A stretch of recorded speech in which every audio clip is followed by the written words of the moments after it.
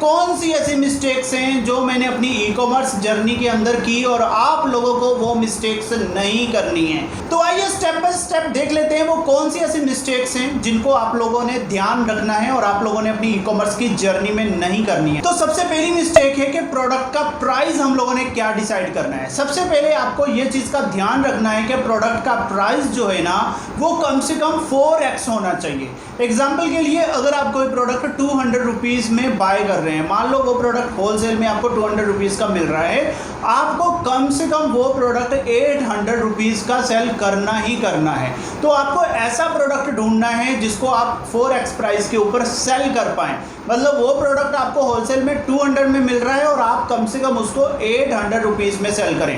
अगर वो प्रोडक्ट आपको 500 रुपीज में होलसेल में मिल रहा है तो वो प्रोडक्ट कम से कम आपने 2000 रुपीज में सेल करना है। तो ऐसे बहुत सारे प्रोडक्ट्स होते हैं जो 4x 5x प्राइस के ऊपर सेल किए जा सकते हैं। तो आपको क्या है, ज़्यादा से ज़्यादा टाइम रिसर्चिंग पे लगाना है। हम लोग क्या करते हैं, प्रोडक्ट रिसर्चिंग पे टाइम इन्वेस्ट नहीं करना चाहते। हम जल्दी से जल्दी देखते हैं कि कौन सा ऐसा प्रोडक्ट है जिसकी एड्स हम रन कर दें और हमारी जल्दी से जल्दी सेल्स आनी शुरू हो जाए और हमें ज़्यादा से ज़्यादा प्रॉफिट हो। लेकिन ये चीज़ को आपने कभी भी इग्नोर नहीं करना कि आपको सबसे पहले रिसर्च पे टाइम लगाना है। रिसर्चिंग आपको अच्छे से करनी है, वो प्रोडक्ट को आपने चूज करना है। डिफरेंट काइंड ऑफ प्रोडक्ट आप देखते रहिए, रिसर्च करिए, टाइम लगाइए, 1 डे 2 डे 7 डेज, जितने भी दिन आप इन्वेस्ट करना चाहें आप रिसर्चिंग को अच्छे से कीजिए। फिर उसके बाद जो है आप 4-5 प्रोडक्ट ऐसे ढूंढ लेंगे जिसका प्राइस आप 4x से लेके 5x रख सकते हैं। तो वैसे प्रोडक्ट जब आपको मिल जाते हैं तो इस तरीके से आपको 4x प्राइस और 5x प्राइस जो है वो प्रोडक्ट का रखना है। तो क्या होता है कि हम लोग जो है 3x प्राइस के नीचे प्राइस रख देते हैं। एग्जाम्पल के लिए 200 रुपीज का जो प्रोडक्ट है वो हम 500 या 550 के ऊपर बेचना शुरू कर देते हैं, सेल करना शुरू कर देते हैं और फिर जो है हमारी सेल्स तो आ जाती हैं। देखिए सेल्स तो आ जाएंगी, आप चीज़ों को अच्छे से करेंगे, सेल्स आपको मिलेंगी अगर आपने प्रोडक्ट जो है ट्रेंडिंग ढूंढा है। तो हम लोग ट्रेंडिंग प्रोडक्ट ढूंढ लेते हैं, सेल करना शुरू कर देते हैं जो 3x मार्जिन के नीचे हम सेल करते हैं। फिर क्या होता है, एट ऑल हमारे आरटीओ भी आते हैं, हमें शिपिंग कॉस्टिंग भी लगती है और भी बहुत सारी चीज़ें होती हैं और वो सारी चीज़ों को अगर हम फिगर आउट करते हैं ना तो हम जो फाइनली लॉस में होते हैं। तो हमें क्या करना है, जो भी प्रोडक्ट हम सेल कर रहे हैं कम से कम 4x 5x प्राइस होना चाहिए। ऐसा प्रोडक्ट ढूंढना है, अगर आप ऐसा प्रोडक्ट ढूंढ के उसको सेल करेंगे तो जो है ना आप अच्छा मार्जिन निकाल पाएंगे, तो आप जो है अच्छा प्रॉफिट बना पाएंगे। तो ये चीज़ को आपने हमेशा माइंड में रखना है, अच्छे से इस चीज़ को पकड़ लीजिए, बांध लीजिए कि आपको जो भी प्रोडक्ट को चूज करना है, जो भी प्रोडक्ट की रिसर्चिंग करनी है, रिसर्चिंग के ऊपर आपने टाइम लगाना है अच्छे से। मैं फिर आपको बोल रहा हूँ, और वैसा प्रोडक्ट रिसर्च करके फिर उसके एड्स को आपने रन करना है। तो फर्स्ट पॉइंट जो मैंने आपसे डिस्कस किया कि प्रोडक्ट का जो प्राइस है वो 4x या 5x होना चाहिए। सेकंड चीज़ जो है वो आपने ये ध्यान में रखनी है कि आपको जो शिपिंग कंपनी चूज करनी है उसके लिए आपको ये ध्यान रखना है कि शिपिंग कंपनी आपको वाइजली जो है वो चूज करनी है। अगर आप कोई भी शिपिंग कंपनी को चूज कर लेते हैं उसके बाद क्या होता है कि हमें चार्ज बैक लग जाते हैं एक्स्ट्रा वेट इश्यूज के कारण। तो हमें क्या करना है, देखो मार्केट में बहुत सारी कंपनीज हैं। अब ये कंपनीज कैसे हैं, ये मीडिएटर्स होते हैं जो ब्लू डार्ट और डिलीवरी एक्सप्रेस 20 ये सब कंपनीज से टाई अप करके रखते हैं और उनके थ्रू प्रोडक्ट्स को आपके शिप करते हैं जिनके अंदर इनका मार्जिन होता है। तो आपको क्या करना है, डिफरेंट काइंड ऑफ जो कंपनीज हैं बड़ी बड़ी, जैसे कि शिप रॉकेट हो गया, डैश 101 हो गया, या और भी जो भी कंपनीज हैं उनके साथ आपने क्या करना है, बात करनी है, कॉल के ऊपर आपने डिस्कस करना है और पहले ही आपने बात कर लेना है कि ये मेरा प्रोडक्ट है, मैं इस प्रोडक्ट को सेल करना चाहता हूँ और इस प्रोडक्ट का जो शिपिंग कॉस्ट है वो मुझे निकाल कर दो।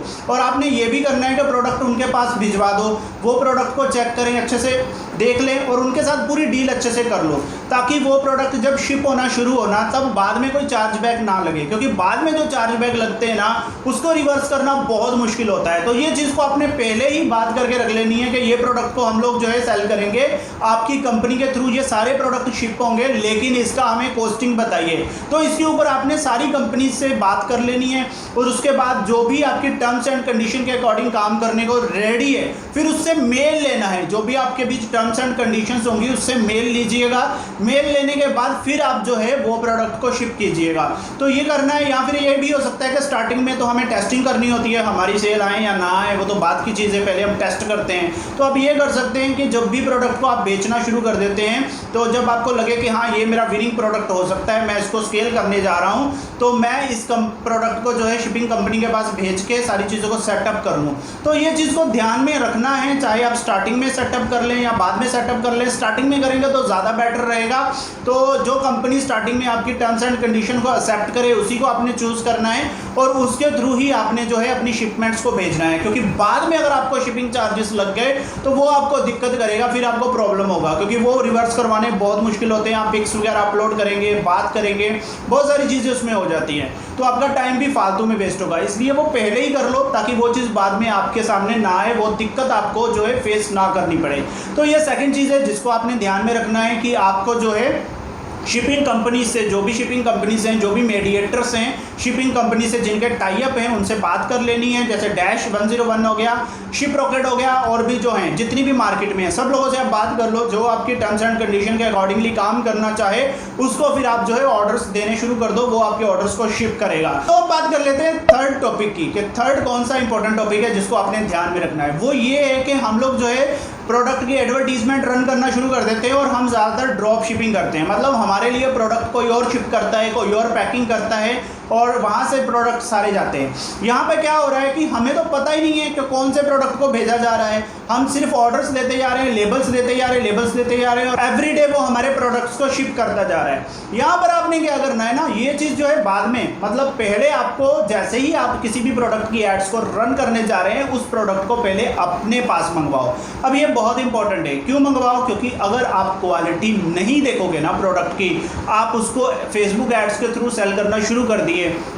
फेसबुक क्या करता है ना, जब आपके जो है ऑर्डर्स जाने शुरू हो जाते हैं तो वो कस्टमर को रिव्यू फॉर्म भेजता है, जिसके अंदर कस्टमर 1 स्टार से लेके 5 स्टार जो है वो देता है आपके पेज के ऊपर। तो जब वो रिव्यू फॉर्म भेजता है तो कस्टमर क्या करेगा, आपको 1 स्टार या 2 स्टार दे दिया, अगर उसको गंदा प्रोडक्ट गया, अगर उसका एक्सपीरियंस प्रोडक्ट के साथ अच्छा नहीं रहा, तो आपका जो है रिव्यू स्कोर पेज के ऊपर कम हो जाएगा। जैसे ही आपका रिव्यू स्कोर पेज के ऊपर कम होगा, आपका पेज भी रिस्ट्रिक्ट हो जाएगा एड्स रन करने के लिए, और आपका एड अकाउंट भी ब्लॉक हो जाएगा।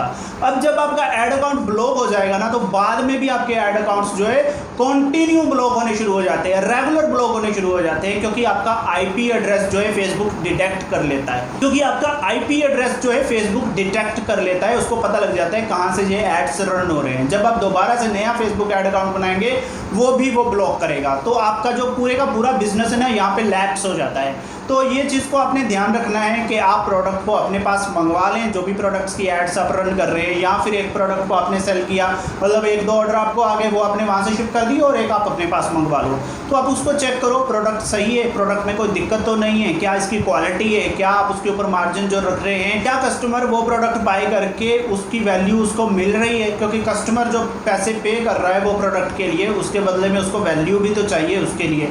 तो इसी के लिए रिसर्चिंग बोल रहा हूँ, रिसर्च अच्छे से कीजिए, प्रोडक्ट को देखिए और देखिए कि कस्टमर अगर इस प्रोडक्ट के इतने पैसे पे कर सकता है, अगर पे कर सकता है तो क्यों कर सकता है, वो सारी रिसर्चिंग का पार्ट है। तो ये चीज़ को भी आपने ध्यान में रखना है। ये 3 इंपॉर्टेंट एस्पेक्ट्स जो है मैंने आप लोगों के साथ शेयर किए हैं, और ये बहुत बड़ी मिस्टेक्स हैं। जब भी कोई ई कॉमर्स या ड्रॉप शिपिंग करता है, ये मिस्टेक्स को वो इग्नोर करता है और अपने बिजनेस को रन करता है। तो ये सारी मिस्टेक्स को अगर आप फिगर आउट करेंगे ना, तो ये बहुत ही इंपॉर्टेंट आपके लिए हो सकता है, और लॉन्ग टर्म में आप बहुत बढ़िया सस्टेनेबल प्रॉफिट यहाँ से बना पाएंगे। इसके अलावा एक और एडिशनल टिप आपको देते जा रहा हूं, जो आप ध्यान में रखिएगा कि कस्टमर सेटिस्फेक्शन बहुत इंपॉर्टेंट है। कस्टमर की जो भी प्रॉब्लम्स आती हैं प्रोडक्ट मिलने के बाद, उनको भी आपने सॉल्व करना है अच्छे से। कस्टमर अगर प्रोडक्ट रिटर्न करना चाहता है, उसका भी सोल्यूशन आपने देना है, क्योंकि वो आपके पेज के ऊपर रिव्यू रॉन्ग ना डाले। अगर रिव्यू रॉन्ग हो गया ना, बहुत ज़्यादा अगर आप रिव्यूज़ जो है 2 स्टार के आ गए, तो फिर आपका जो एड अकाउंट है, आपका फेसबुक पेज है, सब कुछ जो है ब्लॉक हो जाएगा। तो ये सारे इंपॉर्टेंट टिप्स थे जो आप लोगों के साथ मैंने शेयर किए। जो मिस्टेक्स जो हैं मैंने सोचा आप लोगों के साथ भी शेयर करूं कि ये मिस्टेक्स आपने नहीं करनी, क्योंकि ई कॉमर्स में नॉर्मली ये वाली मिस्टेक्स हो जाती हैं, जिससे कि हम लोग जो है प्रॉफिट्स नहीं बना पाते या फिर कंसिस्टेंट प्रॉफिट्स नहीं जनरेट कर पाते। तो ये चीज़ों को आप ध्यान में रखिए, ई कॉमर्स के बिजनेस को करते जाइए, क्योंकि ये बहुत ही प्रॉफिटेबल है अगर चीज़ों को आप अच्छे से किए, चीज़ों को आप अच्छे से समझे। तो मेरे चैनल पर जुड़े रहिए, टाइम टू टाइम वैल्यू जो भी भी है मैं आप लोगों के साथ बेस्ट टू बेस्ट शेयर करता रहूँगा। सब्सक्राइब कर लीजिए, वीडियो को शेयर ज़रूर कीजिए, लाइक कीजिए, और भी जो टाइम टू टाइम जो भी कॉन्सेप्ट्स होंगे वो आप लोगों के साथ शेयर किए जाएंगे ताकि आप ज़्यादा से ज़्यादा प्रॉफिट्स बना पाओ ऑनलाइन बिजनेस के अंदर। तो वीडियो को देखने के लिए थैंक यू वेरी मच। फिर मिलते हैं नेक्स्ट वीडियो के अंदर।